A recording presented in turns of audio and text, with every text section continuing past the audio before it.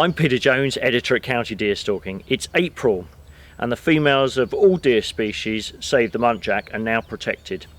We're in Hampshire, and whilst it's the first month for Roe Buck, it's the last month for Fallow Buck. Both sexes of muntjac are, as ever, in season. We've got some great footage for you this month, and we've also got some great optics. We're using a pair of Swarovski SLC binoculars, and our Sauer 202 is fitted with a Z4i scope.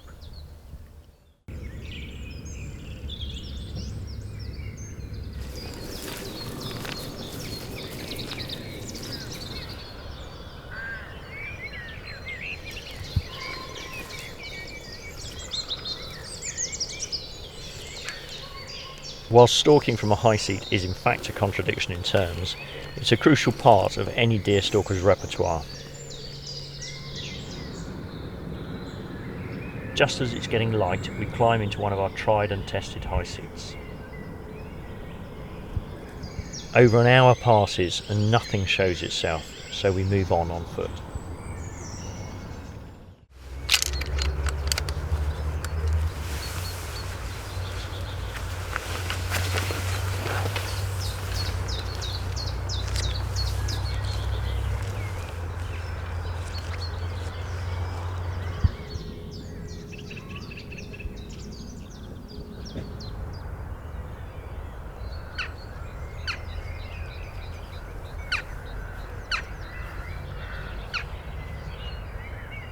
Nipping through a break in the hawthorn hedge, we instantly spot some roe.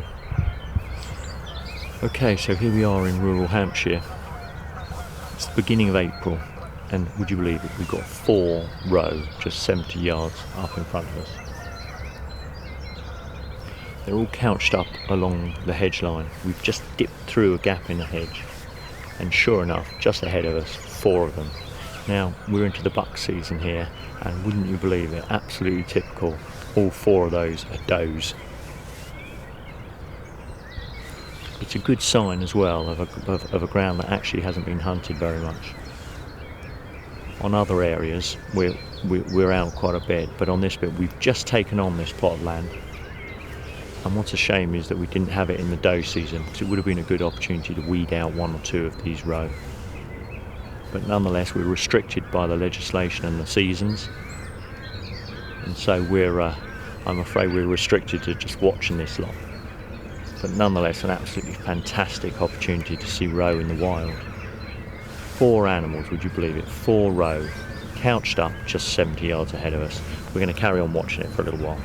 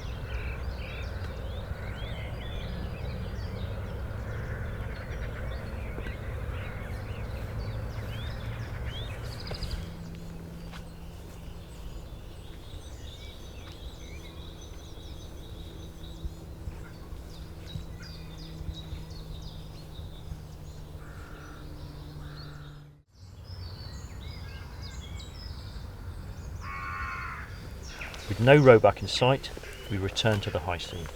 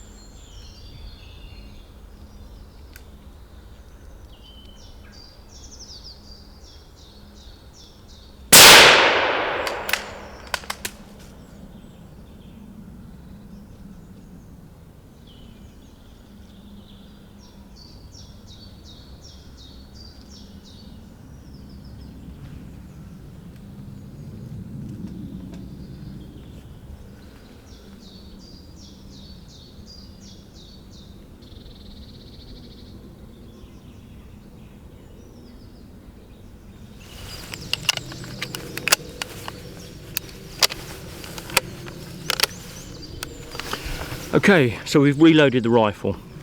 Reason we've reloaded is because I've unloaded when I got down from the high seat. Okay, always best practice is to unload your rifle before you get into the high seat and before you get down, just in case you slip or anything like that. We've got a reloaded rifle, and the reason we've reloaded is because I've shot a fallow pricket about 50, 60 yards there off into the wood. There was a group of about half a dozen fallow. I've waited for a broadside shot on my pricket and I've taken the shot. My feeling is that he's run. So he's reacted to the shot and then he's run. Okay, but we're going to follow it up and we're going to go and see what's happened.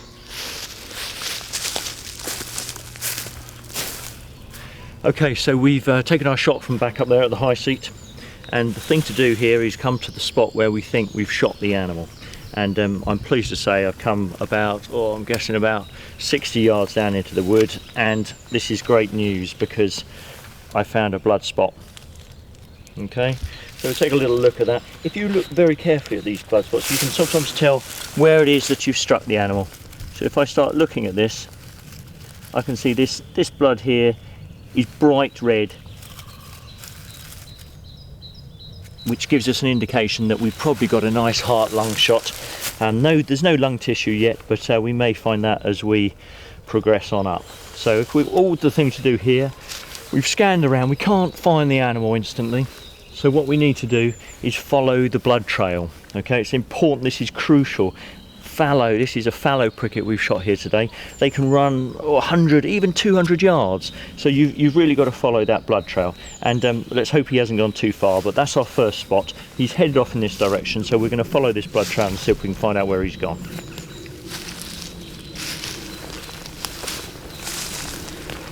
Good. In fact, this is looking really promising because look, here it's following here. And not only that, you can see the footprints. And I suspect this is probably where he's run through. He's made a sort of a death dash, as it were, and he's come crashing through the bushes here. And if we keep following this, I suspect we'll find more blood. Yes, here's more. And more here. Okay, so we're going to keep following that. And good, yes. And here we are, you see, instantly we've got our animal lying here. Hasn't got very far here. We're only talking about 50 yards at the most here, but we can see that our animal is lying dead over there. I say dead, what we're going to do, just look at him for a second. Look, check there's no movement in the ear, there's no blinking, the head is down. That animal it looks like he's a goner, but we're going to follow it up now and we'll do the eye blink test.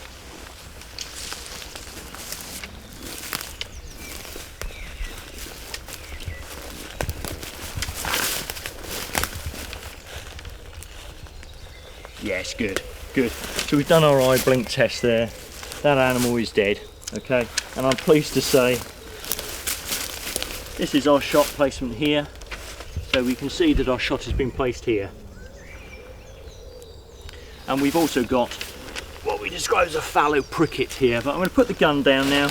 We know he's dead. I'm going to put the gun down now and double check him here. Okay, so here we are. We found our animal. And first of all, I'm going to look at the shot placement here.